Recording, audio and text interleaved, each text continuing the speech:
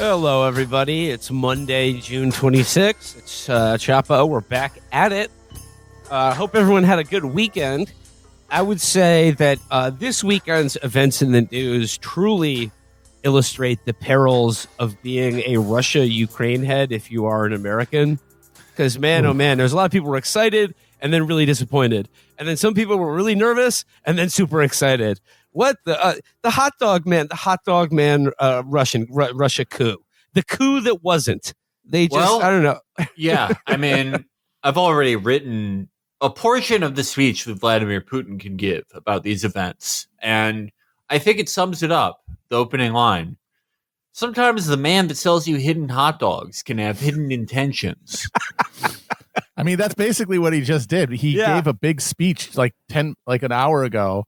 That was advertised as like the epoch-making speech, and he came out for 5 minutes and was just like, there's some fake friends out there. Don't trust those hoes, and then just left. He's like, and a Wagner, guys, you could join the army or you can go to Belarus. I don't care. Fuck off, and then just walked away. I want to point out that O'Bungler, the most feckless, disinterested, and ambivalent president ever. No one has ever given a shit less than O'Bungler. The least shit-giving president of all time. William McChrystal, who's like an actual general, not just like a hot dog guy that commands 3,000 like ex-convicts, talked shit, and he was like, "You're fired. I'm gonna kill you. Fuck you." I do like it was Stanley McChrystal, but I do love the idea of some sort of horrible JSOC version of William McChrystal. I forgot it was Stan. I guess I Mandela effect affected out Stanley, but the Bud Light Lime guy. He got rid of Stanley McChrystal, and Putin, on the other hand, he took a very conflict-averse approach to the situation, let's just say. He showed less will and dominance than the loathed O'Bungler somehow. I mean, I have no idea what happened. I never made an effort to even try to understand it, honestly. I was just like, can we get some hypo normalization over here for once? My tummy hurts. This is too hyper even for me. So I'm not going to try to cover this, but just from this point, given the surface read of it, folks, it doesn't look good. It doesn't look like the Russians know how to be a country. I'm sorry. Well, that was my response. Like, not just for Russia, but like the entire region. There is not a serious fucking country in the world that uses anything that's like Cyrillic. I'm sorry. There just isn't. There isn't. No one is serious. It's true. It's you got Arabic, you got the Asian characters, the kanji and whatnot, and then you got good old fashioned Phoenician. That's it. Get out of here with that nonsense. We need the USSR or Islam or the Mongols. Just anything but this. They can no longer have their own countries. Like, look, the main duel within the Russian Empire is between a hot dog merchant and a guy who collects wood. That's true. He's a wood collector. It's either very like late antiquity or literally this is like what cavemen would do. If you watch this weekend, I don't know how you can come away feeling that Russia is either our world-defining nemesis that is an existential threat to America's future and that is worth giving $7 trillion to the Babi Yar Reenactment Society militia in Ukraine, or to think that they're the based shield against global homo degeneracy. Like, if this is it, either way, I'm sorry, you're living in cloud cuckoo land. You want it to be a way that it just isn't. If you're the latter camp, where you're like, this is the only thing stopping the world from becoming trans. Like, how do you feel now knowing that like a well-organized airsoft team could cripple the entire Russian state if they wanted to? I mean, it'd be one thing if he just like flattened them immediately. It's like, well, it's not great when your top mercenary turns on you, but if you can just like drop a fucking fuel air explosive on his ass and wipe him and his bloodline out immediately, that's at least a show of like some strength. But to like make a deal with him through a third party to like just forget it all happened. The Belarusian guy, right? Yeah. To just be like, let's just forget about this. Like, I'm sorry, you are weak if you do that. Let me tell you, look, Belarus in the late 90s, they suggested sort of getting the band back together, like making a political union between Belarus and Russia. Like a Warsaw Pact Part 2? Yeah, but like with Belarus as the senior partner. If I am Russia, I would have taken that. I would take that deal now. That's the only guy who kind of seems like he's got it together. Yeah. Lukashenko, he sure as hell nipped that whole color revolution in the bud. Lukashenko is like, he's sort of like a Soviet holdover that's better than anything anyone has in any country over there, whether it's Ukraine or Russia or one of the countries that's so racist they can only have like 1.2 million people, like Lithuania. And it shows like the Soviet experience is it's better in the long term. It gives you some juice. It gives you some experience. Like the hot dog man, right? He became a hot dog salesman and caterer. Lukashenko was head of a Soviet collective dairy farm.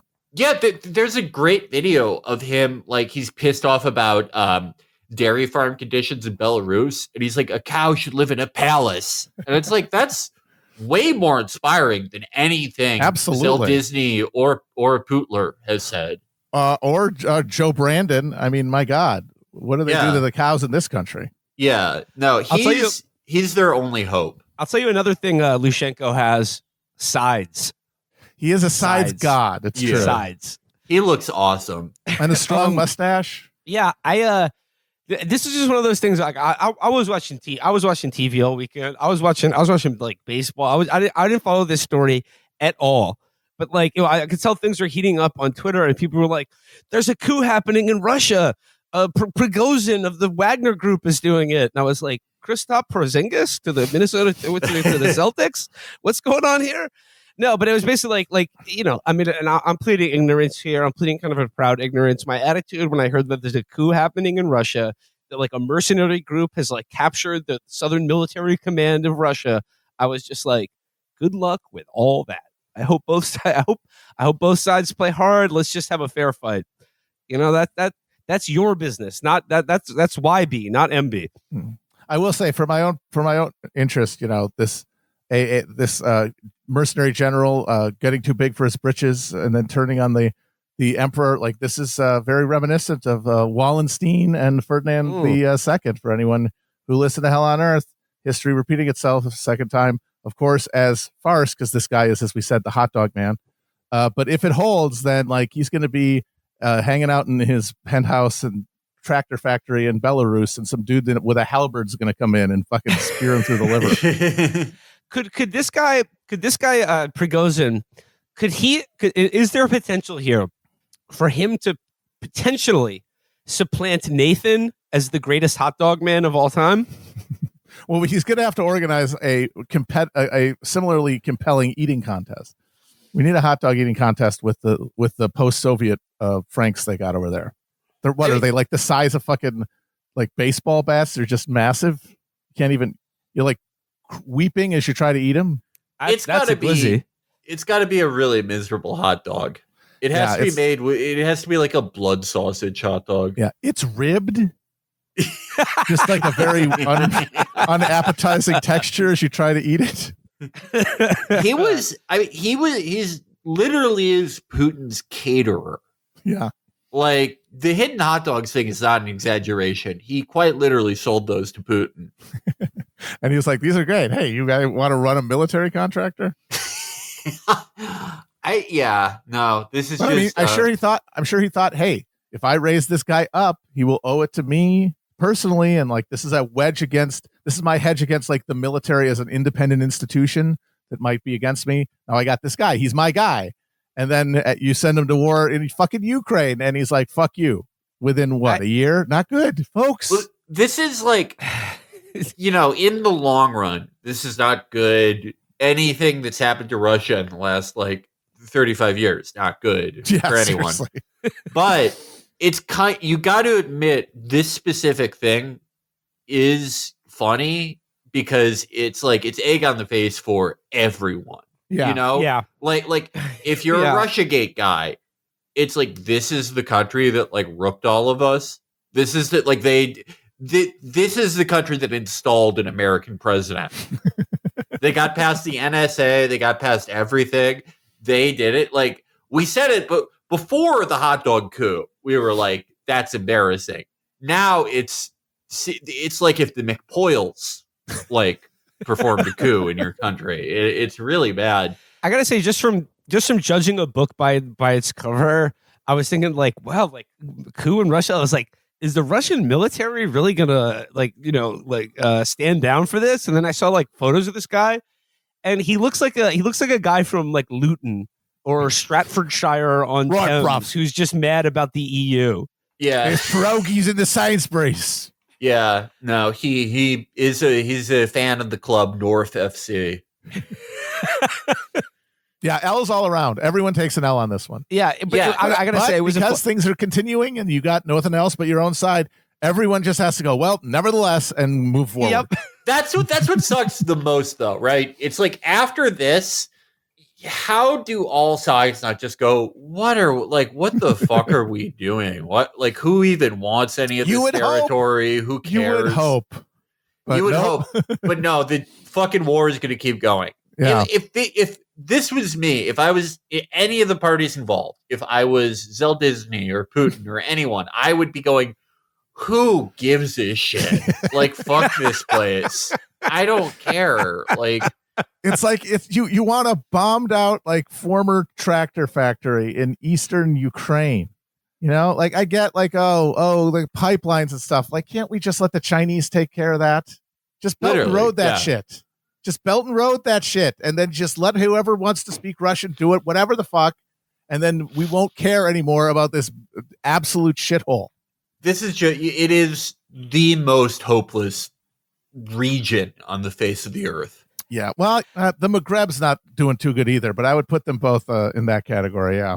It was a fun 18 hours though, when people, it was like, look, I'm certainly not the first person to point this out, but like when this news started percolating up this weekend, I was like, Wagner Group, where have I heard of them before? And then I was like, oh yeah, they're the people that kill Ukrainian civilians with sledgehammers. And then they were like, they're now liberating Russia and Ukraine. I was just thinking, really? That part's hilarious. Do you guys know Gunther? Oh yeah, who's that again? He's a maniac. Oh, I love Gunther. I'll send you a link to Gunther later. But he's this Austrian man who like he started out leading like an NGO promoting like flat tax in Austria that like really went nowhere. But he became Adolf Hitler, basically. Yeah. He became neoliberal Adolf Hitler. Okay, He became a huge NATO and EU head. Like, he loves the EU, he loves NATO, he loves like even C-tier organizations like the OECD. Like, he's so into it that he's like, he talks about it like baseball, where he was like, Matthias Cormann, the current head of the OECD, stinks. He hasn't added a new member in 10 years. And he just leads this bullshit think tank in Kosovo, where he goes all over Europe, especially to countries that are more neutral, like Ireland or like Liechtenstein, and he'll make an emoji-laden tweet where he's like, "I will destroy evil Irish neutrality. Send F-16s to Ukraine now and accelerate NATO membership for Ukraine. Full EU members now. I will destroy evil Switzerland neutrality Nazi policy." And he just posts these, he posts all these amazing selfies of him in his target country, making the most Germanic smile and the most Germanic selfies ever. And he's obviously like big into this war, and he was a guy, Wagner's awful, they're killing all these people, which, like, yeah, I'm sure. But then literally, on a day's notice, is like, I call on Joe Biden to recognize the hot dog man as the real president of Russia, the president of free Russia. Hot dog man, take us away. There's actually, hold on, I'm finding it right now. There's an article in, there's an article in Politico, headline, "The U.S. needs a diplomatic blitz to fill the power vacuum by the Wagner coup leaves behind." I just want to read this paragraph here. This is by Colin P. Clark for Politico. I just want to read this paragraph. It says, if Wagner winds up being pulled out of some of the countries where it currently operates, that could create an opening for a U.S. diplomatic blitz to help figure out how to fill the resulting power vacuum and regain influence in those areas.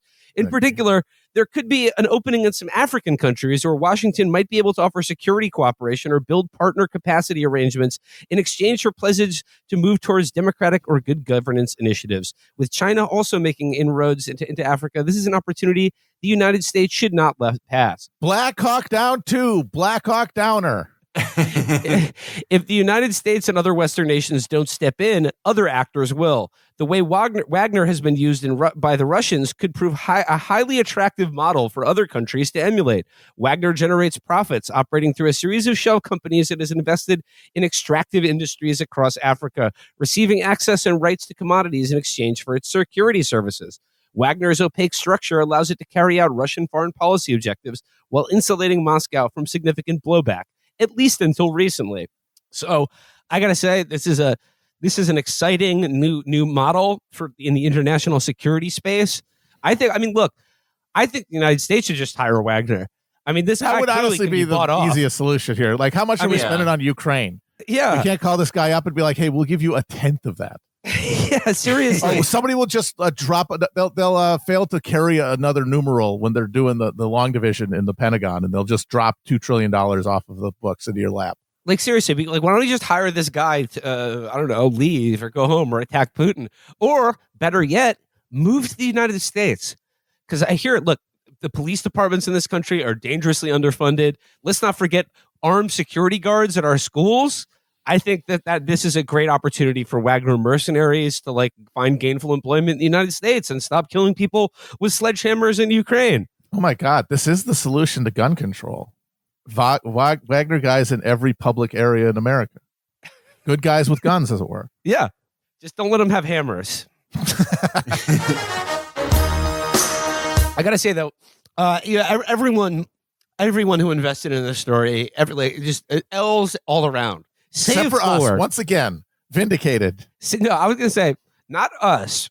Save for my new favorite group of savvy media consumers. That is the people who reflexively call any world event a psyop if save for Hunter Biden's laptop updates. That's the only true news. That's the only true story. I love that. I was laughing when people were like Jack Prilosek and the other guy, there's a bunch of new conservative guys I don't like as much. Like, there's just a guy named Alex, and I see him, and I'm like, get the fuck out of here. You're not as cool as Gorilla Mind or any of these guys. I hate the new ones. But they were posting, the meme where it's, just all the NPCs are talking, and it was them going, there's a coup happening in Russia, which is, that is literally how a baby sees the world. That it it just what is the point here? Just it was made up. None of this happened. Yeah, it was all made up to distract from how San Francisco's bad. Well, that's the thing is that if this was a comprehensive rejection of the news, I would respect that. That's that's a commitment to Gnostic mysticism. Congratulations, go for it. You are a pilgrim in a strange and unholy land, and I wish you luck on your travels. But these guys want to insist that no, a few stories are real. A couple things. You need all the fake stories because of how real these few stories are. To make it look like, oh, there's a couple real things happening here. It's it's the new what? It's a big. They can make a coup in Russia, but they can't suppress you knowing about Hunter's laptop. Their scale of things is awesome because it's oh yeah, they're basically faking a massive development in the world. They're faking government instability in Russia during a war to distract from the Biden non-binary luggage thief. Their sense of scale is so fucked up. It just doesn't make sense. What I love about the current thing meme is that isn't that just the basic definition of news? Something new happened that's current, that happened. We gave you the current things that happened yesterday. So I had a fun time this weekend imagining a guy who applies the current thing heuristic for the news, but to ESPN. and is just like mad that the NPCs are talking about, the Reds' hot streak right now. But it's also not just the Russia coup was a psyop, also the catastrophic implosion of the submersible. And I also like the idea that this is another really good news op this weekend. The people who thought that those 5 people who were imploded at the bottom of the ocean did it to fake their own deaths or something. It's all fake. It's all fake. It's all just a distraction.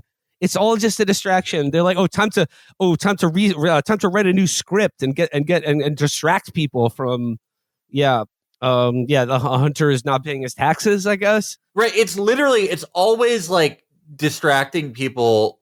Again, like stakes totally out of whack. I guess it's like distracting people from the Hunter Biden stuff or like the fact that San Francisco and New York are bad.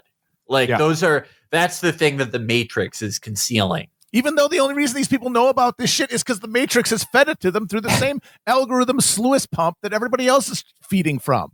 Did you see that Meek Mill got in on the submarine is fake thing? No.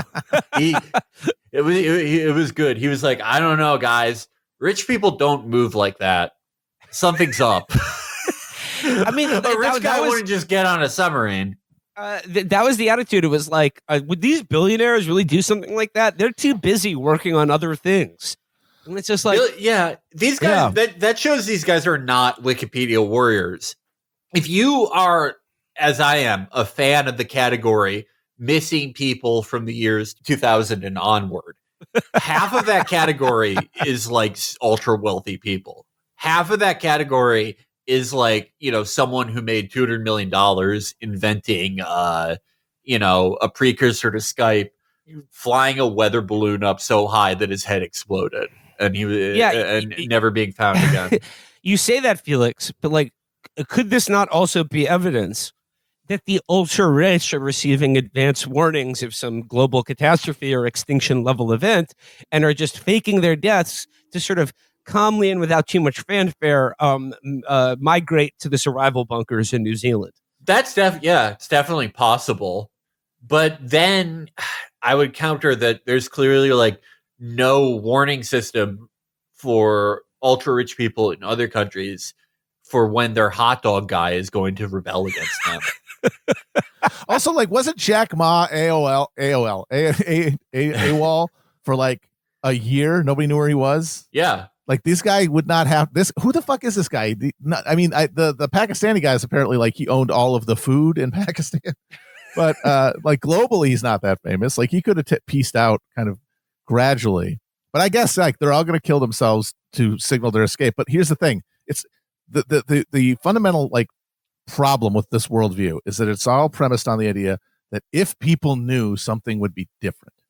They're like, oh, if the rich people just started to go to New Zealand and get in their bunkers right in front of us, we would stop them. No, you wouldn't. They would do it. They don't need to do this. They can just say, hey, we're going to the bunkers. What are you going to do to stop them? Oh, what if people knew about Hunter Biden? They fucking know. They don't care. Nobody has any ability to affect anything. So you can do whatever you want right in front of their fucking face.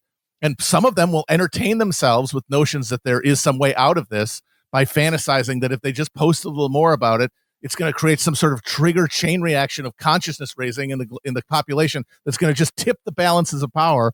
When in fact, everybody is in this together. We're all on the deck of the ship playing fucking Nearer My God to Thee. And we're all enjoying the way down one way or the other, however we feel, however what's best for us. And for this guy, the guy who did the ship, it was the fantasy that he had cracked the basic physics of putting a submarine deep into under the water. He made this thing that was designed to kill everyone. It was a murder. The thing capsule. About the carbon steel, he made it out of carbon fiber, which cracks under pressure and titanium. Which gets worse with extended pressure, and which he bought discount from Boeing because it had passed its sell-by date for use as an airplane, which generally go into areas with much lower pressure than as opposed to going to the deepest pressure we can find. 5,000 feet! Dear Lord, Lord, that's over 150 atmospheres of pressure. How many atmospheres can the ship withstand? Well, it's a spaceship, so I'd say anywhere between 0 and 1. It's like he read that carbon fiber is stronger than steel, and he was just like, whoa, I'm not using steel. I'm using something even stronger than steel. That is, except it shatters under pressure, which is like if you're sending something 3,000 meters below the fucking... Everyone has bought their own bullshit at every level of the Matrix. That's the extended point. It's total, complete belief. Our elites used to, until very recently, amongst themselves, they all knew, they wouldn't even necessarily even have to say it to one another, that all this stuff is bullshit. Like all these like ideas of civilization that we're supposed to represent. We represent our own self-interest, and that we use these institutions to protect that at the very top where we live. Now we have people who have been fully ideologized to the very tippy top. People have fully endorsed in their minds the truth of every bullshit nostrum of capitalist development that exists as a collective, a lie agreed upon to push the rock of civilization up the hill. And there's supposed to be somebody at some point in this machine who knows how much of this is bullshit and is operating by some independent understanding of their self-interest. But we have suicidal believers, jihadists at every level of power. The United 93 species is what we're at now. I don't know. Like, I mean, I think the Titanic submersible story is still interesting to me. And it's interesting because of like this spate of sort of meta-analysis of the reaction to this event, where people are holding it up as some sort of like, as like the example of how the internet has sort of like stolen our souls and made us all into demons, or people are questioning, why did so many people make fun of, 5 people dying in such a horrible way? And then like there was all these kind of specious analysis of this that I think people, there are people defending making fun of it by talking about like, oh, like if you can't understand why people who struggle to pay rent are like, having a chuckle at like these rich dickheads dying in such a fashion, then you don't understand. They're like, and then people are saying, oh, that's bad. It's just this back and forth. And I think what people are missing here is the very like, this story is funny in a very basic way that I think everyone understands about all comedy. Hubris. This is about hubris. First as what? Tragedy. The Titanic itself, then as farce. It's a very simple comic formula that I think people are overlooking. And I gotta say, we said that like maybe like there's a certain. We have a certain admiration for these people who were explosively imploded at the bottom of the ocean. But I got to say, like, the CEO of this company is really fucking evil because it's about money. And they were trying to attract high-profile people to promote their company. And, like, you could say, oh, yeah, like, they signed away their lives or whatever, and they were trying to do something extraordinary. But they were taking money from these people, like the Pakistani guy and his son, who was 19 years old.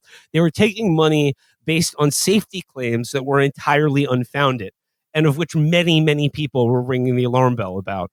So, I mean, like that is the tragic and evil part of this story. But the funny aspect of it is just like, it's a simple story of hubris and irony. That's it. Indeed. Almost too perfect, like many news stories these days seem to be. Like, what are we even left to say? And so then that's why, because there's nothing left to say, you have to have a meta conversation about how should we react to it, because there is no comment to be made. There's just jokes. And so it becomes, okay, should you make jokes? Because we can't even conceive of ourselves as like the subjects of history. We are only acted upon. And so the only thing that like really ignites us like as a moral question that's meaningful when we're debating in the public agora is how should I responsibly react to someone else doing something? That's it. Can I just say that like I was pretty much sick of the submarine story since it started. Like there's nothing I hate more than like a movie or even a real world event that's like, oh no, a guy is trapped in nature. Who gives a shit? You know, didn't like 127 hours? Sucks. Revenant sucks. All that shit sucks. Go to a fucking hotel. Revenant is bad. Like, I don't care. Suck. But My least favorite thing about this has been like the people that are like, what happened to empathy? Yeah. Like, shut the fuck up. Like people do this with every like 10th news story. Like they're everything they post is just like, there should be an AIDS tournament. Here's my top 10 countdown of people being killed by police. Here's the funniest blood spatter patterns. And then like every 10th news story, it's like, we're living in hell and we're the demons. We're out of empathy. It's like a new form of troll's remorse. It's just completely insufferable. But this was like, I guess for like a lot of people, this was like their 1 in 10 thing where they were going to bring up that like the internet's a horrible place where people say terrible things. I mean, if you're asking, where is our empathy as a society? Felix, that makes me think of, you guys remember the like a week or two ago when the news story about how Elizabeth Gilbert self-canceled her new book because it takes place in Russia?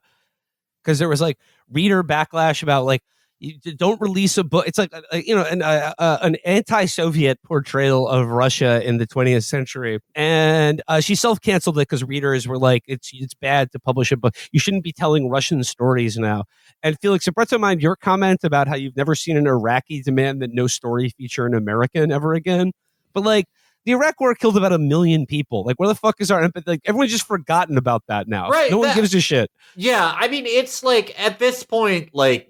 No one has ever wanted to think about this, but like this shit where it's like Russia shouldn't be allowed, like no Russian athlete should be allowed to compete in any like Olympics or Olympic qualifiers or any type of like international sporting competition, and like no Russians should be able to enter Europe. Whenever I see like Americans proudly trumpet that, it's like, shouldn't that rubric be applied to us?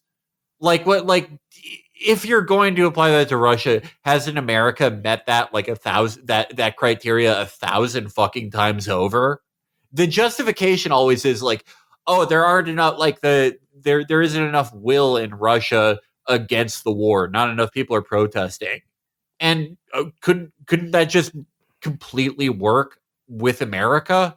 I mean, Osama bin Laden's like I guess ethical justification for killing all those civilians in the World Trade Center is that America's a democracy, and its people are responsible for the conduct of its government. Look, I don't think that doesn't make him a mass murderer, but food for thought. At least when it comes to the empathy arms race, and who is responsible for what stories get told. Well, yeah. I mean, empathy it's another word morphed by online, and empathy just means like now just like pointing out that other people are cruel.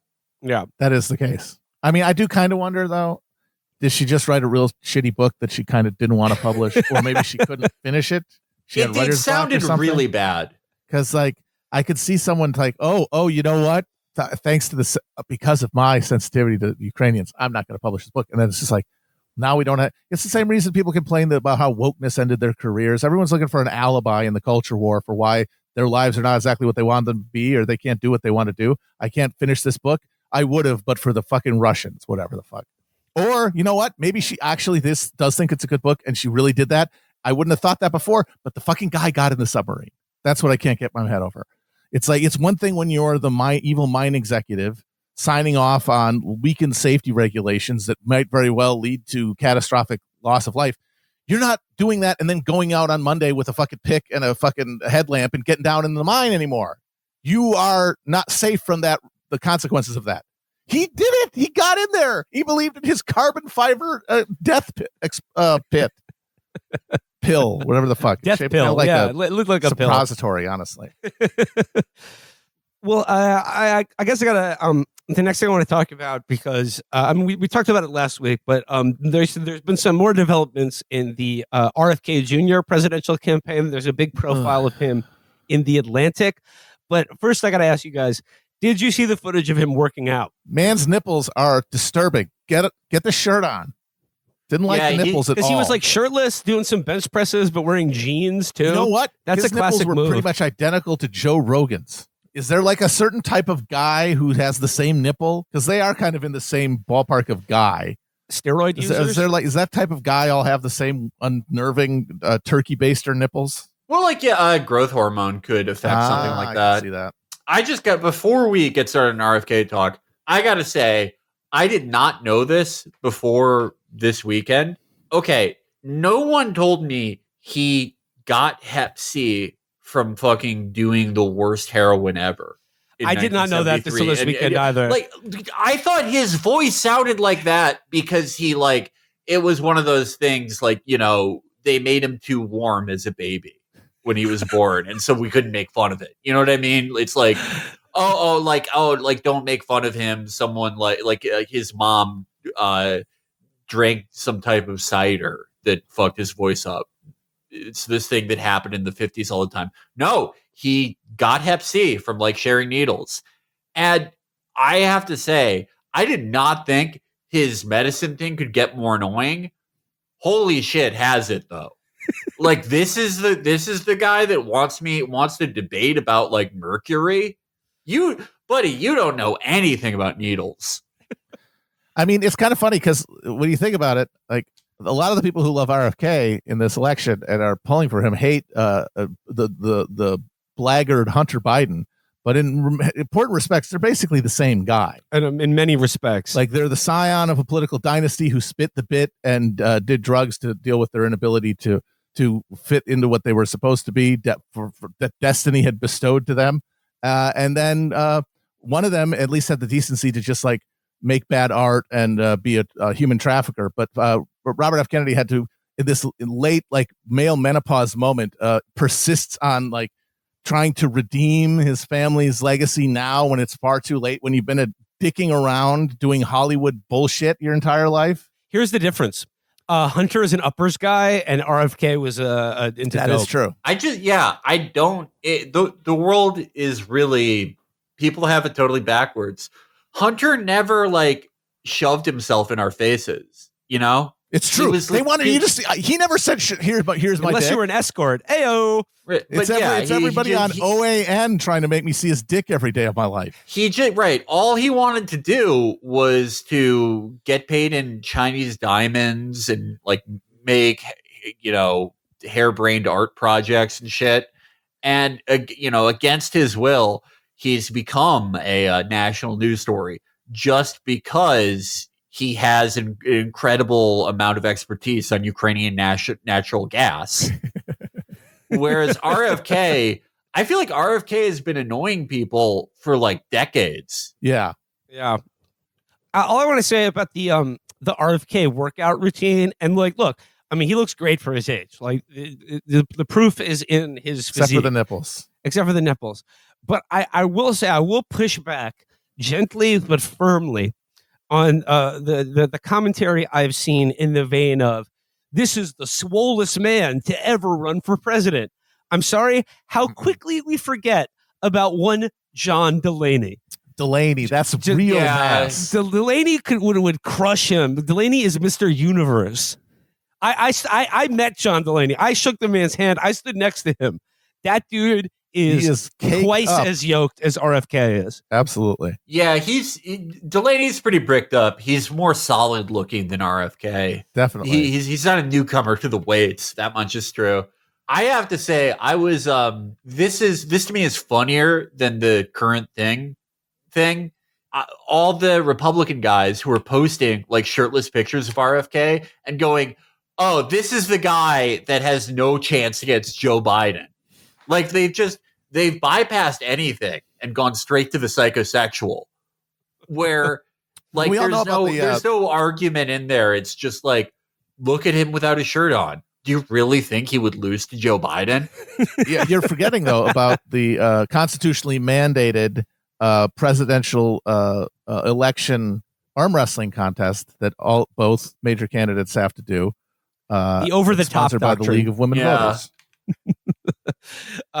Well, look, John Delaney may be twice as yoked as RFK, but RFK, if polls are to be believed, is currently sitting at about 20% in the Democratic primary, which is impressive.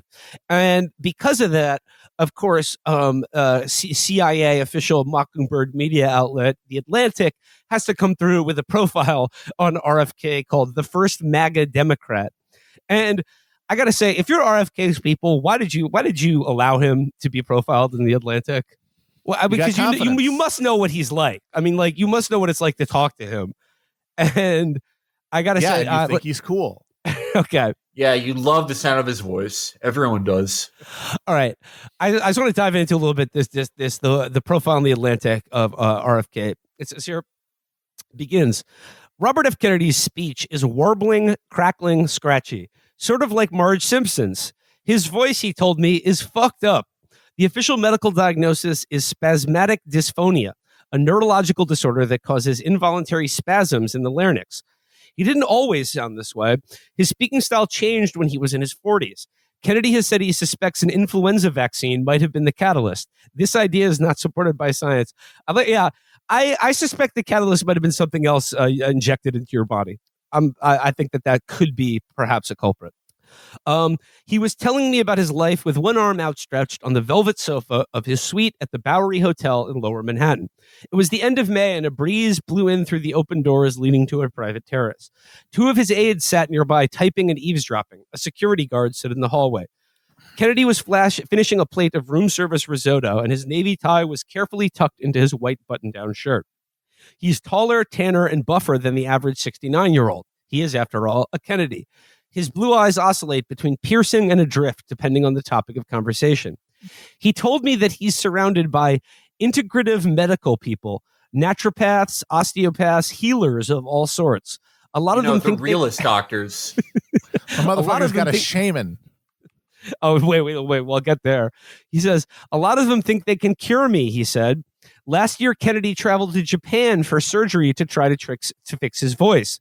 I've gotten these doctors that have given me a formula, he said. They're not even doctors, actually, these guys. I asked him what he was taking.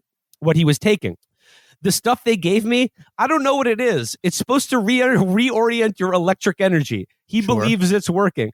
He can't not talk about this shit. I understand, like, it's all people ask him about, but, like, I don't know, maybe just, like, redirect the conversation to your healthcare policy or something. Well, I suppose this is his healthcare policy. It's reorienting everyone's electrical fields. Well, that's it. I mean, this is the era of, like, totally personalized candidates who reflect people's neuroses. And he is the rich but idle person in America feeling an ambient sense of agitation and guilt and, of course, impending mortality, trying to make sense of that, and they turn it into this thing about how they got to fix what's wrong with them. And that's a very common pathology. But now we have entire political candidates who can just to embody particular brands of mostly boomer pathology, because those are the people who vote the most. This is what people have always wanted: a presidential candidate who just is a chiropractor.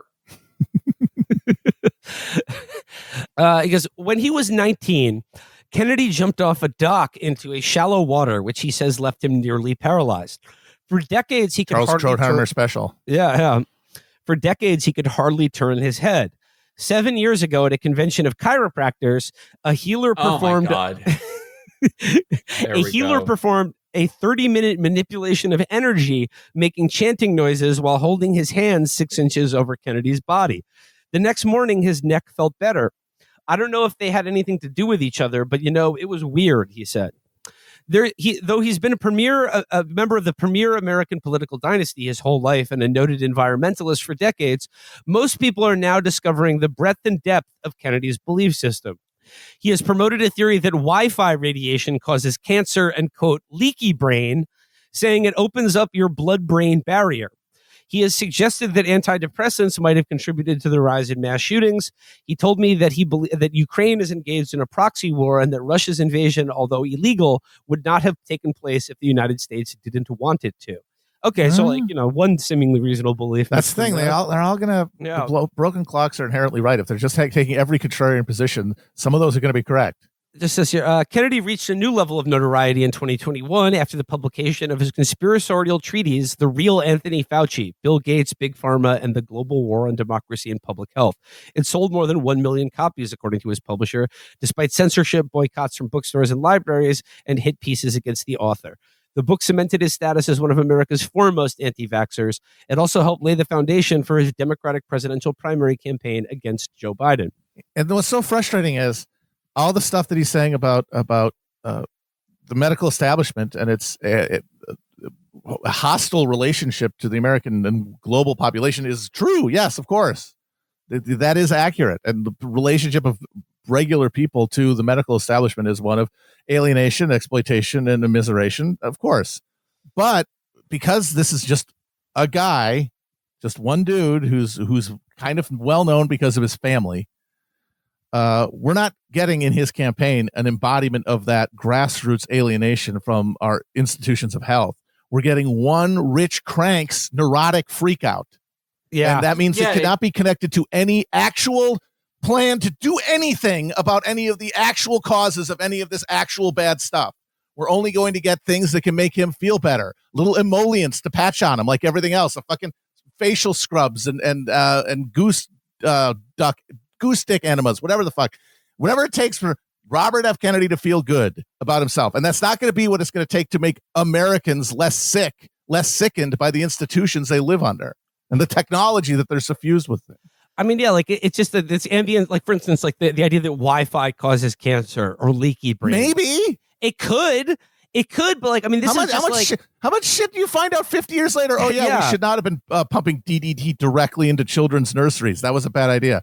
We should not have been giving children little cartons of lead paint with their free lunch at breakfast. That was a bad idea. And then it's too late. So who the hell knows what we're doing to ourselves? Well, yeah, what I mean is that like you can take each one of these individual things, and I guess like they sound like crankery, but like, and maybe in some cases they are. But I mean, I think it's all just a way of displacing the fact that we like everything about the world we live in and we've created in the environment that we have created for ourselves is cancer causing or sickens us in many ways. We live in a dying, dead world of carcinogens. Like it ain't just cigarettes, people. It's not just cigarettes giving you cancer. Like it's in everything we consume. Going on here, it says multiple eras of Kennedy's life have been marked by violence and despair. He was just 14 years old when his father was assassinated. His second wife, Mary Richardson Kennedy, struggled with mental illness and died by suicide while the couple was estranged and in the process of divorcing. He told me he believes that almost every American has been exposed, mostly within their own families, to mental illness, depression, drug addiction, and alcoholism. In 1983, Kennedy himself was arrested for heroin possession and entered rehab. He recently told the Washington Post that he still regularly attends 12-step meetings. Kennedy maintains a mental list of everyone he's known who has died. He told me that each morning he spends an hour having a quiet conversation with those people, usually while out hiking alone. He asks the deceased to help him be a good person, a good father, a good writer, a good attorney. He prays for his... Doesn't everyone keep a mental list of people they know who have died? Isn't that just like part of being a person? Not me. You die in later days. Yeah, you're erased from my mental Rolodex. I know a few people who died. I'm unfollowing your ass on Twitter. But it says here, he prays for his 6 children. He's been doing this for 40 years. The list now holds more than 200 names. You know, like, I guess this endears me to him in a certain way, like, you know, especially being a, you know, I don't know, like his history with drug addiction or like, you know, his more contemplative moments. But I would just like to share, I mean, like just this in light of a recent health policy roundtable that he hosted that featured this woman, Sherry Tenpenny. Are you guys familiar with Sherry Tenpenny? Sherry Tenpenny. Yeah, she this is another nepotism baby. Her dad was the villain from GTA San Andreas. I just want to give some highlights from Sherry Tenpenny here. Sherry Tenpenny is a leading anti-vaccine expert that claims that COVID vaccines are creating quote quantum entanglement between those who take them and the Google credit scores and the D matrix and all of those things. There's a D matrix now? what the fuck? But COVID vaccines are causing quantum entanglement among people who have taken them. Listen, lady. Okay, I know that your great grandfather invented the dime, but that doesn't mean you're an expert on this shit. Here's some other Cheryl Tenpenny highlights. She declares it is anticipated that by the end of 2022, every fully vaccinated person over the age of 30 may have the equivalent of full-blown vaccine-induced immunosuppressed AIDS. Oh, boy. Well, I mean, hate to admit, that did happen. That happened to someone I know. Yeah, that happened to everyone. Everyone. Like 70% of Americans have AIDS now. Well, you know what's so funny is that this mirrors an exact neurotic political expression mirroring it that says that this is occurring, that we have this airborne immunosuppressive time bomb in the human population, only it was caused by the virus itself, not the vaccine. Omicron. So, but those are people on the other political side, but they are expressing the same anxiety about COVID and building the same case about it from opposite sides of it because of their cultural demographic tranche. But it's expressing through the same lens, the same anxiety, which is a recognition of a real crisis. Shit, we had this fucking disease just go crazy and we never really did anything to stop it. Now it's just around. That's weird. And then we had this vaccine that just came out on unprecedented speeds and everybody got it. This is all very weird. And things are getting worse. There are real results of this stuff that still linger. And so we can really see around us this darkness, and this is a way to give it a name. I gotta say though, airborne AIDS, I'm not that concerned about it because HIV, not that big a deal anymore. Look at Magic Johnson. Anyway. He's loving it. He's loving life. Some more Tenpenny highlights. Be the Magic Johnson of COVID. Yeah. She says COVID vaccines are designed to turn humanity into transhumanist cyborgs and electric avatars that are connected to the hive mind. I mean, once again, I hope that's true. I hope that's true. Folks, we need a hive mind now more than ever.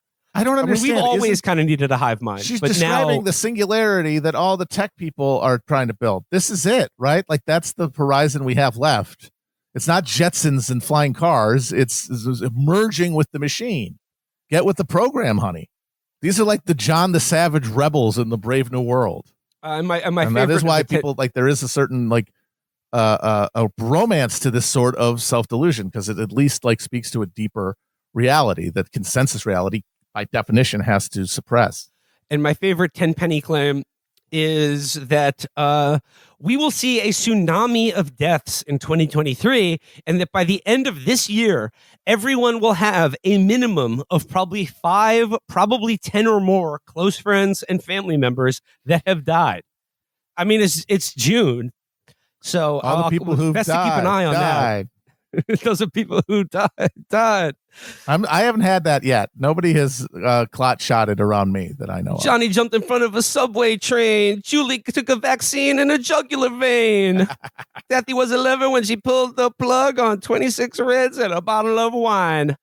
So yeah, just be on the lookout for the impending deaths of all your close friends and family members. Honestly, this is the good news.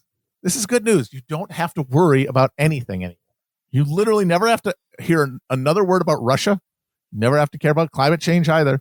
You can just relax, enjoy yourself, have fun. Don't see Flash though. That's not going to help. I guess just to close out today, Chris, can we just hear the? I just want to hear the sound clip of Trump coming. Can we bring that up again? He's coming again, folks. Did you send that to me? Let me see. It's in the. I'll bring it up right now. I'll send it to you. I think I did just bookmark that because I knew that I would need it eventually. Here we go. Did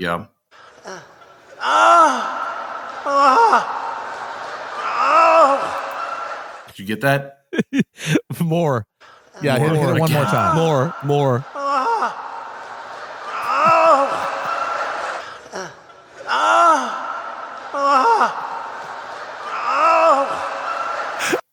Again. Hit again. All right. What could possibly have been the context there? Well, the context is if you look at the news chyron, it says Trump, I will stop World War III. I will I will let Putin hit the back walls so he doesn't nuke America. He will withdraw from Ukraine because of my head game. In general, I don't get people who are into RFK when you could just vote for Trump. But yeah, this is case in point. Think of how annoying it would sound if RFK tried doing this. No, my lord. Holy shit, it would break glass. Animals would go feral. We need to. Somebody needs to interview Cheryl Hines on this particular topic. Put me off my feed. I'm gonna come. I would like to get a tight 10 from Larry David on RFK Jr. New season of Curb should be lit. I mean, we've talked about it before, but that is actually the reason to vote for RFK. Oh yeah, so that a new season of Curb Your Enthusiasm will take place in Washington D.C. All right, I think that that just does about wrap it up for today's show. But I got some plugs to do at the end of the show. So to our Canadian fans, if you live in Montreal, you snooze, you lose. Sold out.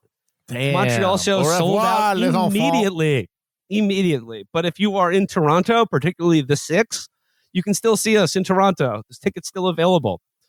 Wait a minute, is it in the 6th? No. Yeah, that's what Toronto is. The whole thing is the 6th? Or I thought that was a neighborhood. Matt, I would not consent to doing a show in Toronto's most notoriously dangerous neighborhood. I want to be safe when I travel abroad, okay? So I'm not going anywhere near the 6th. I want to take a pilgrimage to the ancestral Ford lands in Etobicoke, whatever the fuck, Etobicoke, whatever you pronounce that.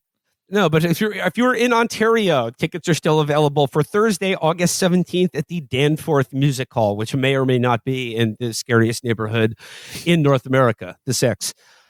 So yeah, Canada, there's still opportunity to see us in Ontario, in Toronto. Please come out and check it out.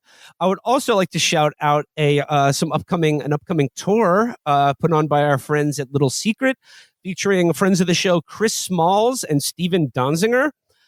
They will be in, you can go to littlesecretla.org, Hot Labor Summer Tour. Links will be available. Dates featuring Chris Smalls and Steven Donziger. Denver, July 12th. New York, July 19th. Atlanta, July 22nd. Los Angeles, July 29th. Chicago, August 17th. And Detroit, August 18th. And if you go to the New York show, also featured will be some other friends of the show, Young Chomsky, Neoliberal Hell, and We Take Manhattan are all playing the New York City date of the Chris Smalls, Steven Donziger Hot Labor Summer Tour. So some summer tour options out there.